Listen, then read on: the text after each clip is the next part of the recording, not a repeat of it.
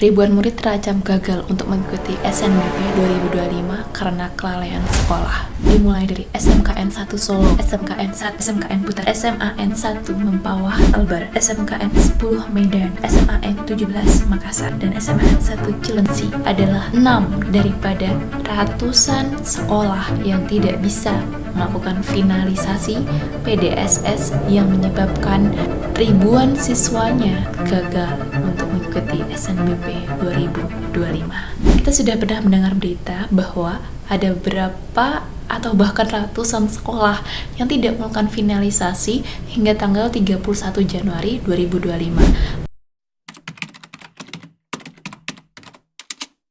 SMAN 1 Mempawah Kalimantan Barat sempat didemo oleh siswa-siswanya karena mereka dianggap lalai untuk menginput data siswa eligible PDSS yang menyebabkan siswa-siswanya terancam gagal mengikuti SNBP 2025. Guru-gurunya disalahkan karena dianggap tidak memperhatikan jadwal dan fokus pada konten sehingga mereka lalai untuk menginput data siswa ke PDSS. Demo juga dilakukan di SMKN 10 Medan. 140 siswa terancam tidak bisa mengikuti SNBP karena kesalahan human error, ada e-raport yang tidak bisa dibaca sehingga 140 siswa terancam tidak bisa mengikuti SNBP 2025. Demo juga terjadi di SMAN 17 Makassar dikarenakan kelalaian petugas dalam mengetahui batas waktu penutupan finalisasi PDSS. Hal yang sama juga terjadi di SMAN 1 Cilengsi. Ada satu data siswa yang gagal diinputkan yang mempengaruh terhadap data 194 siswa eligible lainnya yang bisa menyebabkan mereka gagal di SNBP 2025. Bahkan untuk SMAN 1 Cilengsi, kepala TU-nya turun jabatan karena masalah ini. Pengisian PDSS oleh sekolah itu sangat penting sehingga dari pihak SNPMB memberikan tempat untuk memantau bagaimana progres sekolah dalam pengisian SNBP. Laman pengisian PDSS itu bisa dipantau oleh siswa dan orang tua melalui laman SNPMB seperti yang sudah aku tunjukkan di video sebelumnya. Jadi, untuk siswa-siswa atau sekolah yang tidak berhasil untuk finalisasi datanya, maka siswa-siswanya tidak boleh mengikuti SNBP 2025. Pendaftaran SNBP sendiri udah dibuka dari tanggal 4 Februari hingga 18 Februari. Sampai tanggal 5 Februari kemarin sudah terdapat 44.260 siswa yang mendaftar SNBP dari 909.007 siswa eligible. Dari pihak SNPMB memberikan banyak keringanan untuk sekolah-sekolah yang belum melakukan finalisasi hingga tanggal 31 Januari 2025. Gimana keringanannya itu bisa kita lihat di kronologi PDSS. Jadi penutupan pengisian PDSS itu adalah di tanggal 31 Januari 2025. Sebanyak 21.003 sudah melakukan finalisasi dan terdapat 908.128 siswa yang terdaftar sebagai siswa eligible dan berhak mengikuti SNBP 2025. Dari data ini menunjukkan bahwa adanya kenaikan jumlah sekolah atau siswa dari tahun 2024 yang mendaftar dan mengisi PDSS tepat waktu.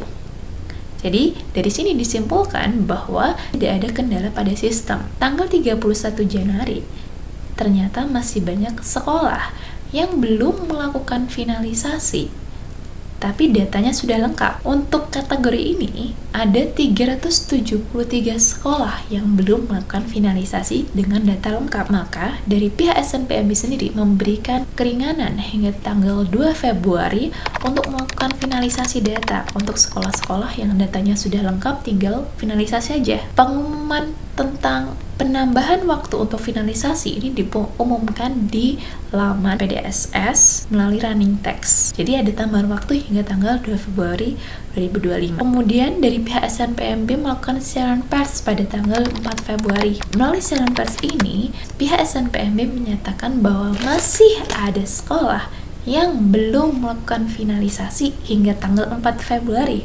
Maka dibuka lagi nih keringanan hingga tanggal 6 Februari. Dari 373 sekolah, terdapat 297 sekolah yang sudah melakukan finalisasi. Oke, sudah terbantu ya dengan keringanan yang diberikan oleh SNPMB. Ternyata setelah dievaluasi lagi, terdapat sekolah yang sudah menginputkan data sebagian besar siswanya dan hanya sebagian kecil nih siswa yang masih belum diinputkan. Hal ini mempengaruhi seluruh data siswa yang sudah diinputkan itu tidak bisa mengikuti SNBP 2025. Jadi, apabila ada satu data yang kurang, itu ratusan data yang sudah diinput itu akan nggak berguna. Dari pihak SNPMB memberikan keringanan bahwa untuk sekolah-sekolah seperti itu wajib mengirimkan email SNPMB maksimal tanggal 7 Februari pukul 15.00 WIB. Emailnya itu berupa surat kuasa yang menunjukkan bahwa dari pihak sekolah itu menyerahkan seluruh tanggung jawab mengenai siswa eligible-nya itu berapa itu ke pihak SNPMB. Sampai dengan tanggal 6 Februari 2025 terdapat 193 sekolah yang memberikan surat kuasa. Jadi dari sekian rentetan keringanan-keringanan yang diberikan oleh pihak SNPMB kepada sekolah yang belum melakukan finalisasi hingga tanggal 31 Januari, itu sangat disayangkan kalau masih ada sekolah yang belum bisa mengikutkan siswa-siswanya dalam SNBP 2025. Baik, kabar baiknya SMA yang aku sebutkan di awal itu mereka sudah berhasil difinalisasi dan siswa-siswanya diperbolehkan untuk mengikuti SNBP 2025. Oke, jadi siswa, orang tua, sekolah itu memang harus berkolaborasi untuk mewujudkan hal yang terbaik untuk anak-anaknya. Sekolah harus benar-benar waspada, harus mengerti tanggung jawabnya. Orang tua dan siswa juga wajib untuk mengingatkan apabila terjadi kesalahan atau kekeliruan. Jadi, kolaborasi tim antara sekolah dan masyarakat serta pemerintah itu wajib dilakukan sehingga hal-hal seperti ini, demo di mana-mana mengenai kelanjutan belajar mereka, kelanjutan masa depan mereka itu tidak terjadi lagi di masa depan. Buat kalian siswa eligible, selamat bertarung di SNBP 2025.